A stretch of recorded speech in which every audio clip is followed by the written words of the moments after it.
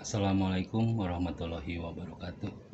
Bagaimana kabar kalian semuanya? Mudah-mudahan kalian dalam keadaan sehat walafiat.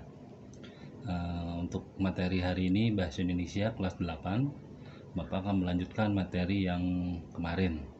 Kita lanjut ke materi struktur dan kaidah kebahasaan teks ulasan. Nah, yang pertama itu ada strukturnya. Struktur itu ada 6 ya. Yang pertama itu identitas, yang kedua orientasi, yang ketiga sinopsis, yang keempat analis, yang kelima evaluasi, yang keenam rekomendasi. Nah, Bapak akan membahas dulu tentang identitas ya.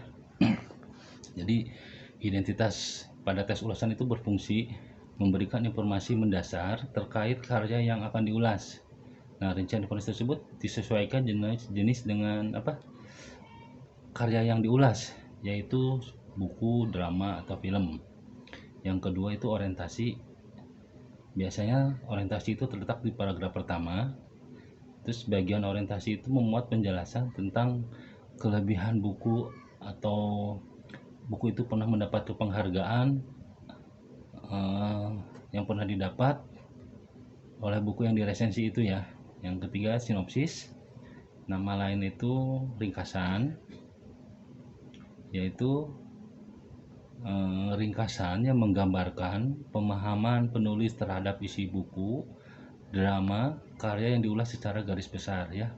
Jadi intinya sinopsis itu nama lainnya rangkuman ya.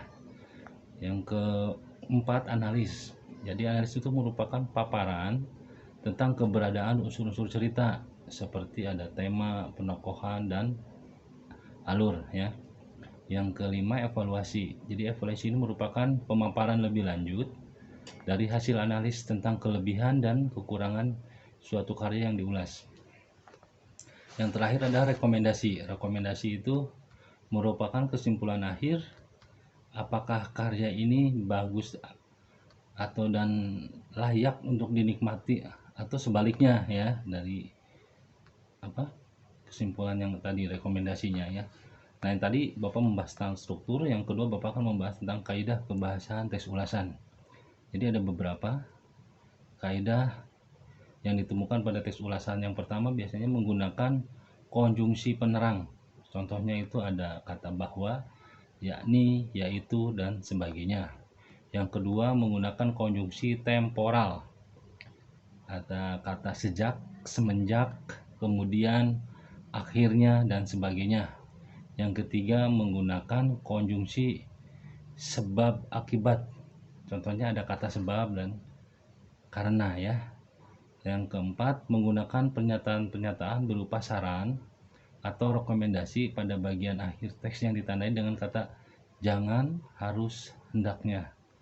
Yang kelima menggunakan kata sifat. Contohnya ada kata bagus, kurang, jelek, teladan, dan sebagainya. Yang keenam adalah menggunakan kata benda. Biasanya pada contohnya itu ada mengacu pada manusia, pada binatang, benda, dan konsep pengertiannya. Selanjutnya menggunakan kata kerja, yaitu kata yang dimiliki bermakna perbuatan atau proses atau keadaan yang bukan merupakan sifat. Yang terakhir adalah menggunakan metafora, yaitu pemakaian penggunaan kata atau kelompok kata bukan dalam arti sebenarnya, akan tetapi sebagai lukisan berdasarkan persamaan dan perbandingan. Selanjutnya menggunakan kata rujukan yang merujuk pada partisipan tertentu. Selanjutnya menggunakan kalimat menjemuk. Contohnya baik itu kalimat menjemuk setara atau kalimat menjemuk bertingkat. Yang terakhir adalah menggunakan kalimat opini atau persuasif. Nah, tadi kita membahas tentang strukturnya ya, kaidah kebahasaan. Sekarang Bapak akan memberikan tugas kalian.